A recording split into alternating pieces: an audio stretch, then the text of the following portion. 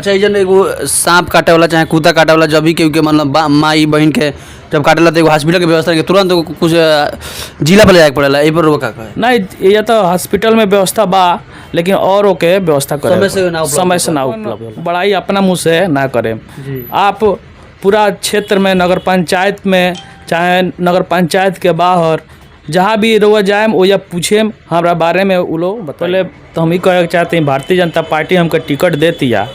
तो हम ही सीट जीत के उनके झोली में डाले हम और भारतीय जनता पार्टी के और आगे हम ये बढ़ा हमको ही राज अपन हॉस्पिटल में ट्रामा सेंटर खुल जाओ। ट्रामा सेंटर में मैंने उनमें क्या सुविधा हो रहा है तुरंत उपचार होके ट्रामा सेंटर में कहीं हमरा दूसरा जगह जाए पंचायत खातिर हम मुद्दा तो बहुत कुछ सोचले बानी और अपना दिमाग से हम कहे चाहते हैं कि तमकुही नगर पंचायत में विकास जो नइखे भइल उ हम करे चाहतनी और निस्वार्थ भाव से हम करे चाहते हैं।